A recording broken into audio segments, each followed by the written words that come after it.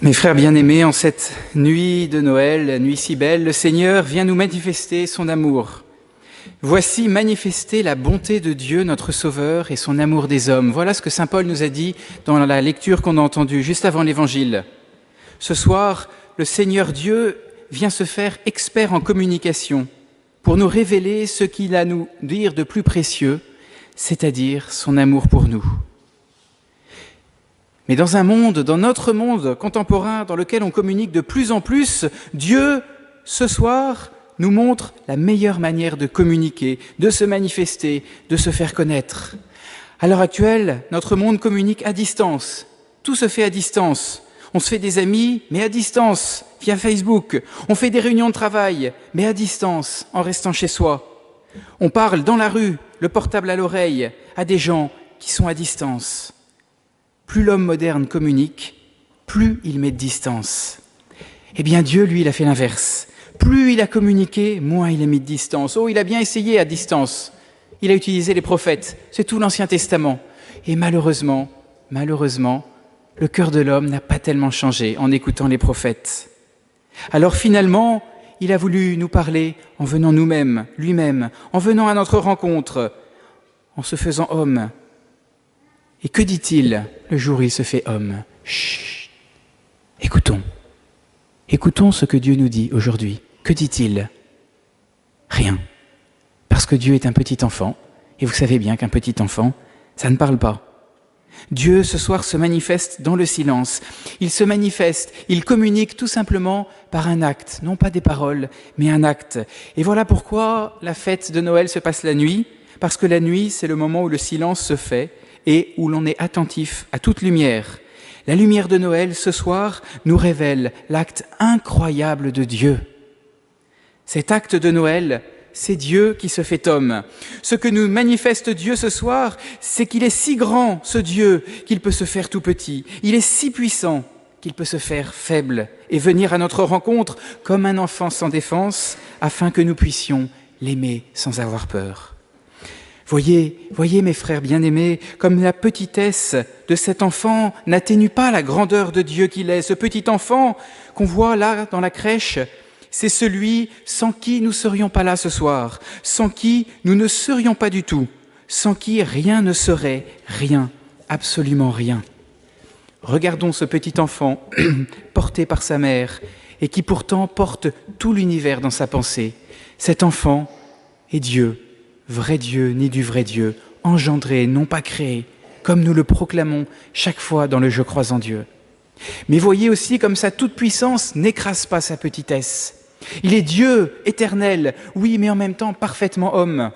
Naissance, croissance, apprentissage, prière, joie, souffrance, mort. Il a vécu semblable à tout homme excepté le péché.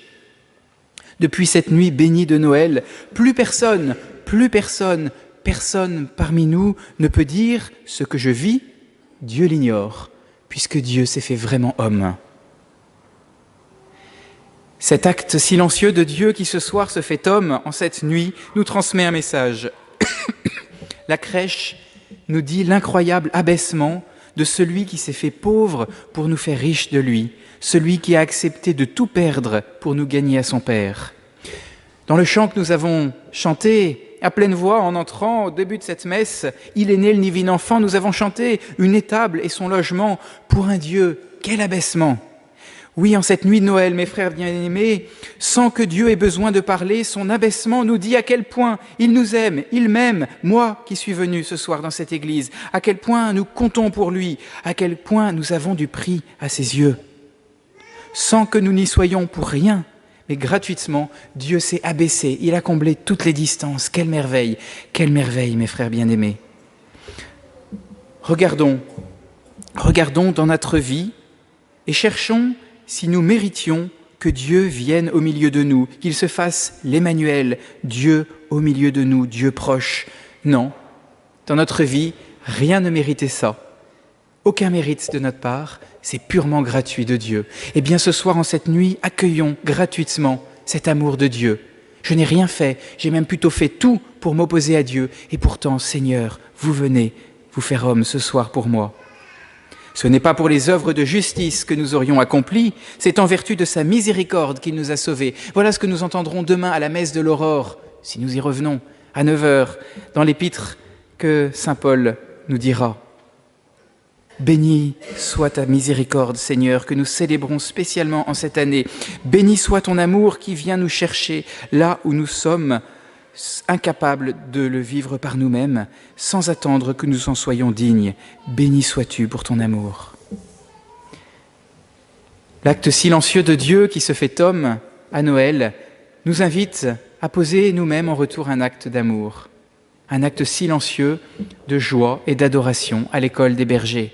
En cette nuit, mes frères bien-aimés, sachons regarder le monde qui nous entoure à la lumière de la joie de Noël. Le monde peut ne pas tourner très rond. L'inquiétude peut être présente, la difficulté même, voire la souffrance. Mais le message de Noël, c'est que l'impossible devient possible. Tout est possible en cette nuit, tout. Pourquoi ? Parce qu'il était impossible que l'infini se fasse fini, que l'éternel se fasse temporel, que le tout-puissant se fasse fragile. C'était impossible, impossible. Et nos amis musulmans vont dire « c'est impossible ». Oui, c'est impossible. Et pourtant, Dieu l'a fait. C'était impossible, mais Dieu a rendu ces choses impossibles possibles, car il n'est rien d'impossible à Dieu. Il peut faire, mes frères bien-aimés, il peut faire des choses impossibles. Il peut faire de notre péché une grande sainteté. Il peut faire de notre force, de notre peur, la force. Il peut tirer de notre tristesse la joie. Si, il y a une condition, si nous le demandons ce soir, en cette nuit où tout est possible. En cette nuit de Noël, venons adorer le Seigneur. Les bergers ont traversé la nuit pour venir adorer, non pas quelque chose d'exceptionnel, non pas un miracle extraordinaire, mais un nouveau-né, emmailloté et couché dans une crèche. On fait plus extraordinaire comme signe. Ils ont posé un acte de foi magnifique en reconnaissant dans cet enfant le Sauveur annoncé. Ils l'ont fait, ils n'étaient ni meilleurs ni pires que nous, ces bergers. Ils l'ont fait. Pourquoi pas nous ce soir ? Pourquoi ne pas renouveler notre acte de foi dans cet enfant qui nous sauve ? Mes frères bien-aimés, nous avons besoin de la joie de Noël. Et pour cela, nous avons besoin de croire davantage.